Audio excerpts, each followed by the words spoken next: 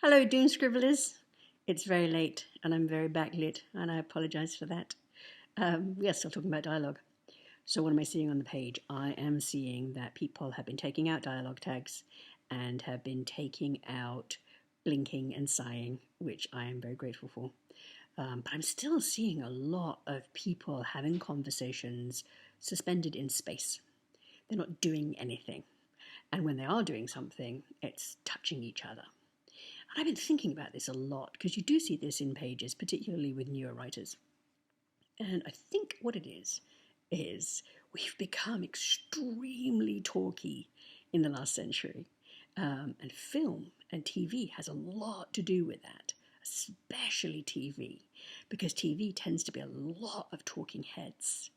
And to get back to what it is to give the reader the experience of being in the room with people when they're talking, you've got to do a whole bunch of other things.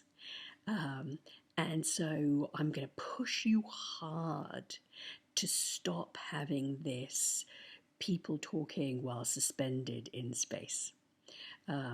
We need, when we step into a scene, we need to know where these characters are. We need to know who they are in relation to each other. And we need to know what their differing agendas are.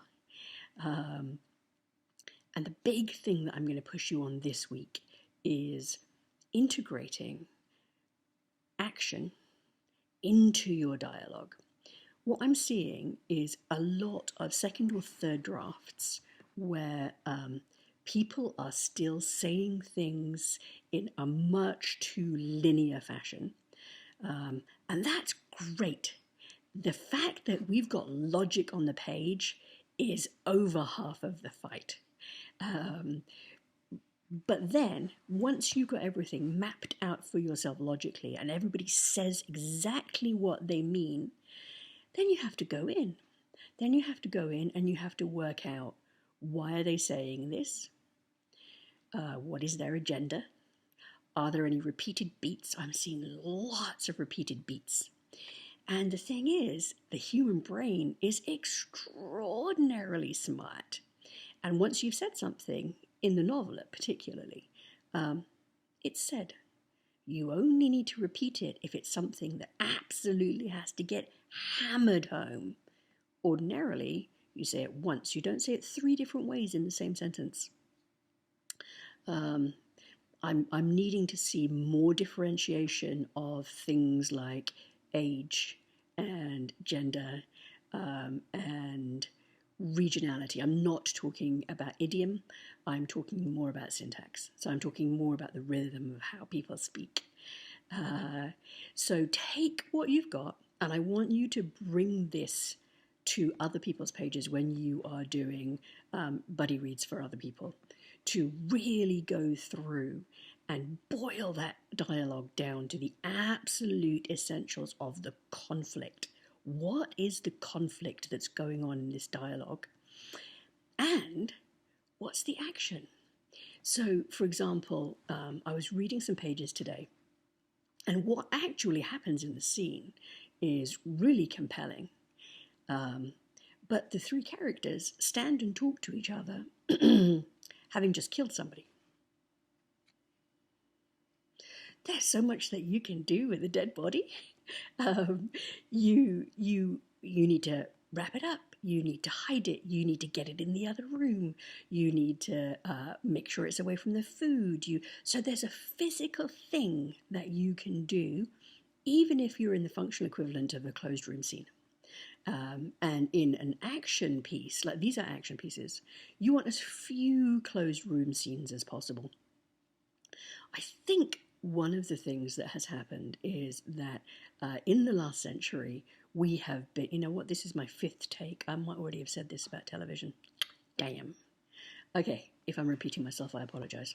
So I think that what has happened is we have all become very used to seeing talking heads. And a lot of sitcoms are very, very talking head oriented. And so the kind of physicality that I'm seeing described on the page looks like a TV sitcom to me. It doesn't look like a film. if you want an action film, if you want our readers to love what's going on, you need to blend this combo of dialogue and action. So when you go into the scene, if you write as your first draft, you just write everybody saying exactly what they mean. Then you go in, you pull out all the redundancy, get it down to the absolute basics, and then work out where they are and what they're doing. And what they're doing has to be a thing that moves the plot or story forward. Some people are understanding this, and some people aren't understanding this yet, because I'm still seeing they reach out and touch somebody. There's a lot of patting people on the back and rubbing people's arms, things like that. And I need them in action. You know, is there something that they need to do? Do they need to go out to the well where all the snakes are and get the water? Have them going through space to do something with a goal, an action-oriented goal, as well as the conflict. I just want to read you something that is the opening to a set of pages that I read today. Wrong set, of course they are. Okay, listen to this. When's your mama due, Miss Lil? Jade attempted to engage and distract the fiery little neighbour girl who bounced along in the seat next to her. April 26, only 2 weeks away. Can you believe it? I'm going to be a big sister. The desert sun had all but set, the flaming vermilion sky fading to a dull spectrum of blues and greys. Jade was driving her UTV with the headlamps doused, grateful for the almost full moon rising against the Saguaro-dotted horizon on the east. She'd started the day out with a decadent cup of coffee, absurdly stout and swimming with fresh cream, the new A.J. Swan novel, and a morning glimmering with carefree potential. Now, several of her horses were dead. Her hired man Ben was on the brink of death, and she was responsible for the lives of 5 passengers.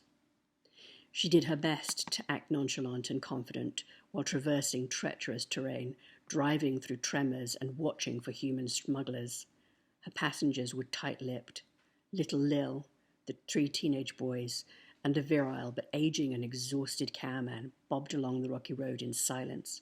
She was pretty sure she didn't have anyone fooled, not even the girl. Look at what we're getting there. Look at what we're getting. She has this attempt at the beginning to engage this little girl who she found on the road about her mother. And this is real dialogue. She doesn't say, for example, when is your mother going to have the baby, Lily? She says, when's your mama due, Miss Lil? Right? Totally, totally different. And then we've got place, and we've got a flashback to what her morning was, which is a compare and contrast with where she was then and where she is now. Hang on. Lily, leave it. I'm sorry, I've got a very reactive dog, and one of my dogs just got up. So, hey baby, come here. I know. Here we go. Okay. Oh, honey. All right, we might have to come back tomorrow and finish this, because once he gets up and things start, then things have started. Do this blend of directed action. So they are doing something that has a goal while they are speaking somewhat at odds with one another. And keep pulling out those dialogues, push each other much harder, trim away everything that is a repeat, and get idiosyncratic speech on the page. I'm not seeing differentiated speakers enough. All right, I'll be back. I'm so sorry.